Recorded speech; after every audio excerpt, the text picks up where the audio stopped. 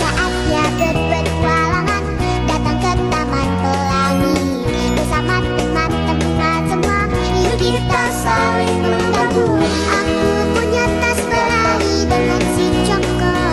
Bergegaslah ayo berpetualang. Saatnya rainbow. Assalamualaikum warahmatullahi wabarakatuh.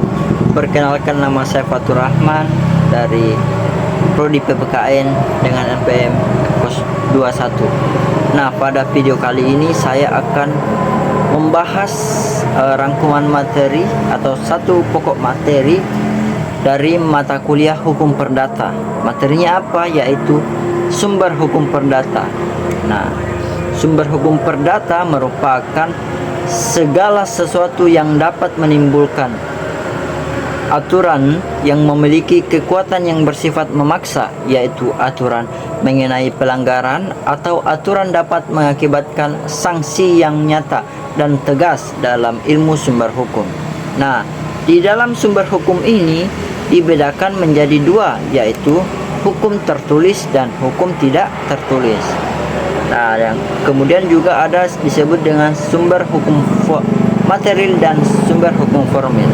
Nah, sumber hukum material itu seperti apa? Nah, sumber hukum material adalah sumber hukum yang menentukan isi hukum, yaitu tempat yang dimana materi hukum itu diambil.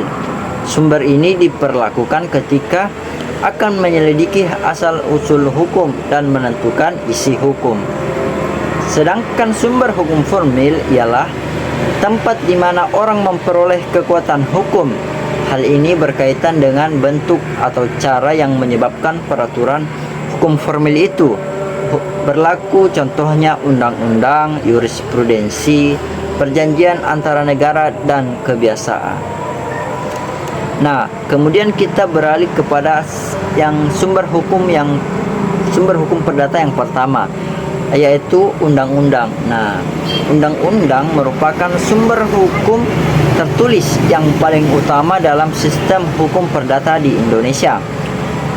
Hukum perdata diatur dalam kitab Undang-Undang Hukum Perdata atau biasa kita kenal dengan singkatan KUH Perdata, atau yang lebih dikenal dengan Burgerlijk Wetboek atau BW.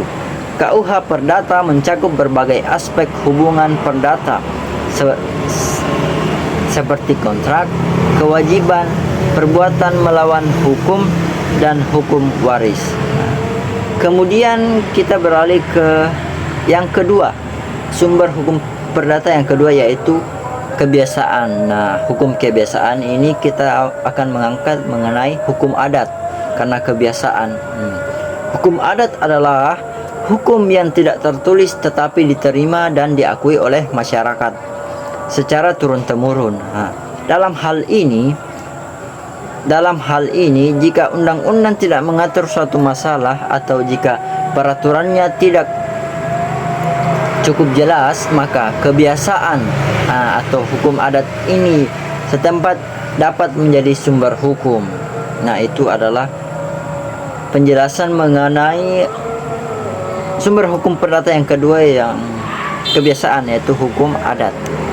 Kemudian yang ketiga apa? Nah, yang ketiga yaitu jurisprudensi. Nah, sumber hukum perdata yang ketiga ini adalah jurisprudensi. Nah, jurisprudensi adalah putusan-putusan hakim. Nah, terutama pada Mahkamah Agung yang memiliki kekuatan sebagai pedoman dalam memutus perkara-perkara serupa di masa mendatang. Jurisprudensi berkembang karena kebutuhan adanya kepastian hukum.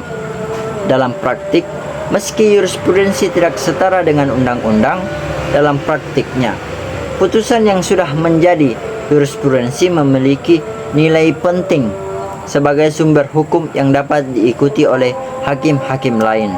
Nah, itu adalah sumber hukum perdata yang ketiga, yaitu jurisprudensi. Kemudian yang keempat yaitu traktat atau perjanjian internasional.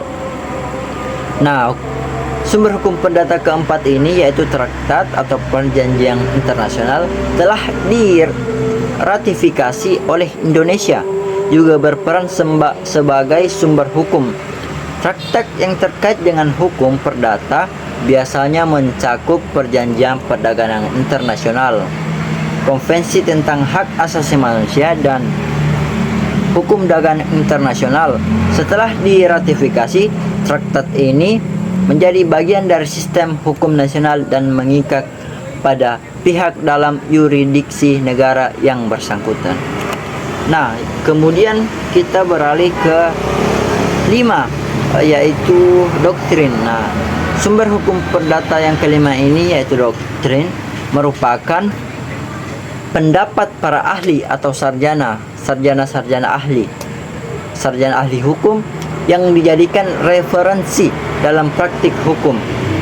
Meski tidak memiliki kekuatan hukum mengikat seperti undang-undang atau jurisprudensi, pendapat dari para pakar hukum seringkali diakui dalam penyelesaian sengketa atau interpretasi hukum yang kompleks.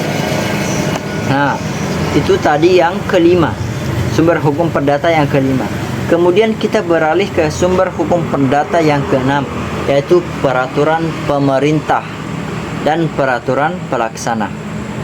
Nah, sumber hukum perdata yang keenam ini yaitu peraturan pemerintah dan peraturan pelaksanaan lainnya berfungsi untuk lebih lanjut ketentuan-ketentuan dalam undang-undang yang membutuhkan penjabaran teknis. Nah, misalnya KUH Perdata bisa memberikan aturan umum, tetapi peraturan pemerintah dan memberikan petunjuk lebih rinci terkait pelaksanaannya. Peraturan ini dikeluarkan oleh lembaga eksekutif atau pemerintah dengan tujuan memudahkan implementasi hukum dalam praktik. Nah, kombinasi dari berbagai sumber ini memberikan fleksibilitas dalam sistem hukum perdata, memungkinkan adanya solusi hukum yang tepat dalam situasi yang beragam, sambil tetap memberikan kepastian dan keadilan bagi masyarakat. Sistem ini juga memungkinkan hukum untuk terus berkembang sesuai dengan kebutuhan zaman dan perubahan dalam masyarakat. Nah, itulah tadi sumber-sumber hukum perdata. Saya Fatur Rahman, terima kasih atas perhatiannya. Sekian, assalamualaikum warahmatullahi wabarakatuh.